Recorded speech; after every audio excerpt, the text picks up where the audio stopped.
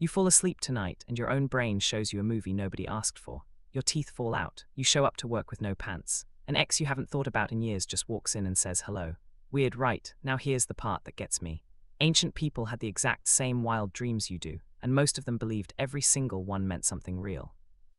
Let's go back roughly 4,000 years, to the mud brick cities of Mesopotamia, in what's now Iraq. No electricity, no phones, just oil lamps, clay tablets, and a sky full of gods who apparently loved messing with people's sleep. Here's the setup. In Mesopotamia, dreams weren't random noise from a tired brain. They were mail, direct mail from the gods, sent straight into your skull while you were unconscious and couldn't argue back. If a king dreamed about a flood, that wasn't stress about the harvest. That was a warning from a deity, and it needed a professional to decode it. That professional had a job title, and it was basically dream detective. Priests called Baru specialized in reading omens, and dreams were one of their biggest categories of work. People wrote dreams down on clay tablets so specialists could interpret them later, almost like keeping a diary, except the entries got handed to a consultant instead of hidden in a drawer. Some tablets even list dream symbols with their meanings attached, an ancient dream dictionary carved in cuneiform instead of printed in a paperback. The famous Epic of Gilgamesh leans on this hard. Gilgamesh has troubling dreams before big turning points in the story, and his mother, who's described as wise in the ways of dream reading, explains what they mean. Before Gilgamesh even meets his future best friend Enkidu, he dreams about a strange, heavy object falling from the sky, and his mother tells him it represents a powerful companion about to enter his life. The story treats that dream as real information, not as a random side note. In this world, a dream wasn't something you shrugged off over morning tea. It was a briefing you needed translated before you made your next move, and getting the translation wrong could matter just as much as ignoring it completely. Kings took this even more seriously than ordinary people, because a king's dream wasn't considered a private matter. It was treated as something close to a state document. If a Mesopotamian ruler dreamed about an enemy army or a failing crop, that dream could get discussed the way a modern leader might discuss an intelligence report. Getting it interpreted correctly wasn't superstition to them. It was basic risk management, using the best tools available at the time. Now slide over to ancient Egypt, a civilization equally convinced dreams carried messages, but with its own twist. Egyptians believed dreams could be windows into a hidden reality running alongside the one you saw with your eyes open. They also kept something surprisingly close to a modern dream manual. One surviving papyrus, now known as the Chester Beatty Dream Book, lists dreams people commonly reported, followed by whether each one was considered a good sign or a bad sign. Dreaming about certain animals, according to that papyrus, pointed toward good fortune. Other images pointed toward trouble ahead. Egyptians didn't just wait around for random dreams either. They actively went hunting for them. People traveled to temples, especially ones linked to gods associated with healing or wisdom, and slept there on purpose, hoping the god would show up in a dream with an answer to a real problem. Historians call this practice incubation, and it wasn't some fringe activity. It was a normal, accepted way to get guidance, roughly like booking an appointment, except the appointment happened entirely inside your own head while you slept on a temple floor.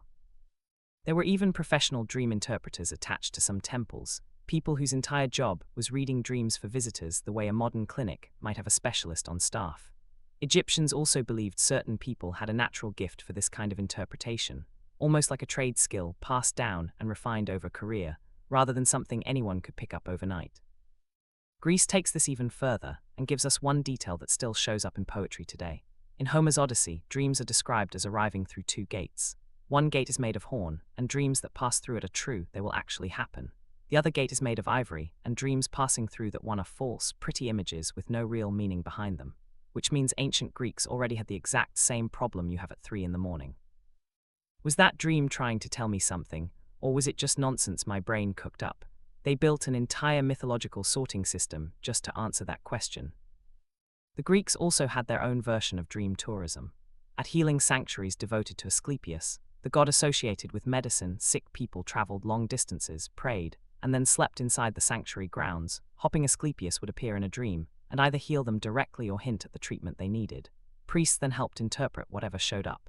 It's basically an ancient hospital where the waiting room and the treatment plan both happened during sleep.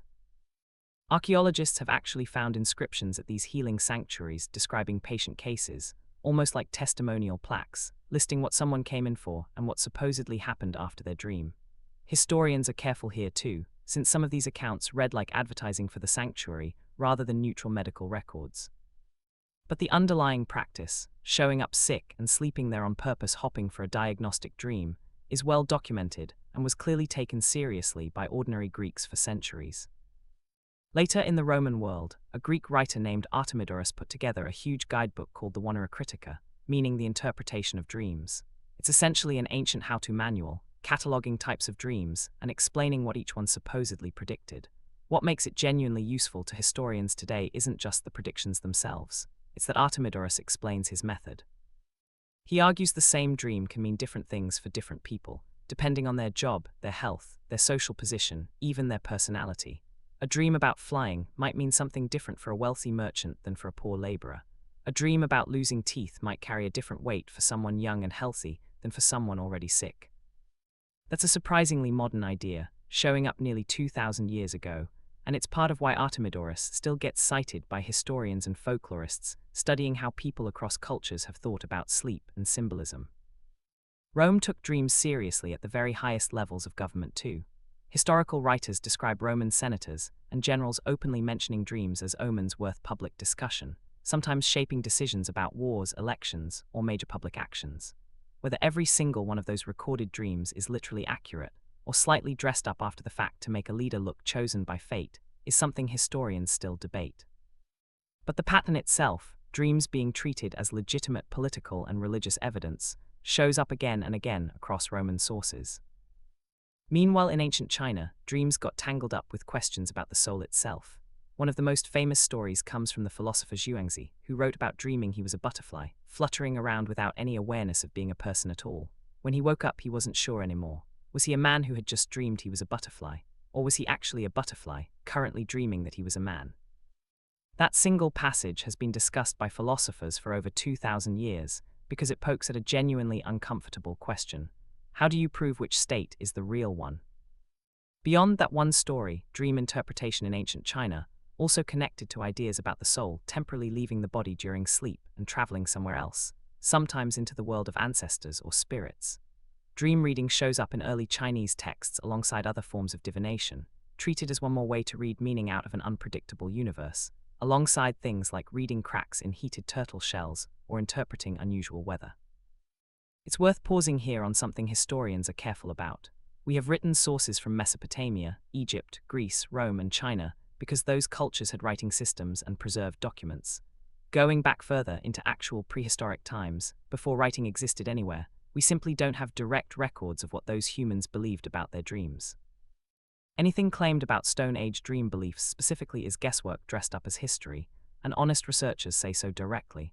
What we can say is that dream interpretation, once writing shows up, appears almost everywhere writing appears, which suggests the underlying human habit of taking dreams seriously is extremely old, even if we can't pin an exact date on when it started. So here's the actual payoff, the thing worth carrying with you.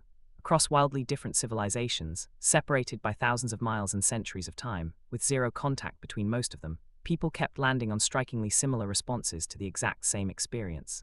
A nightly uncontrollable flood of strange images that felt weirdly important. Mesopotamians hired dream detectives. Egyptians published dream manuals and slept in temples on purpose. Greeks built a two-gate mythology just to sort true dreams from false ones. Romans wrote entire guidebooks explaining how your job affects your dream symbolism. None of these cultures could scan a sleeping brain or measure a REM cycle. They had zero access to modern sleep science.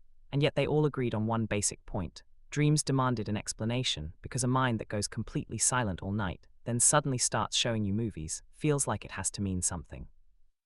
Modern sleep researchers still don't fully agree on why we dream, whether it's memory processing, emotional regulation, random neural firing, or some combination of all three that nobody has fully nailed down yet, even with brain scanners and sleep labs at their disposal. In a strange way, that puts us closer to the ancient Mesopotamians than we might like to admit. They wrote their best guesses on clay tablets. We write ours in scientific journals instead. Different tools, same basic question, still open after 4,000 years. Next time you wake up from a dream you can't shake, remember someone in ancient Babylon probably had the exact same reaction thousands of years ago, grabbed a clay tablet, and asked a professional what it meant.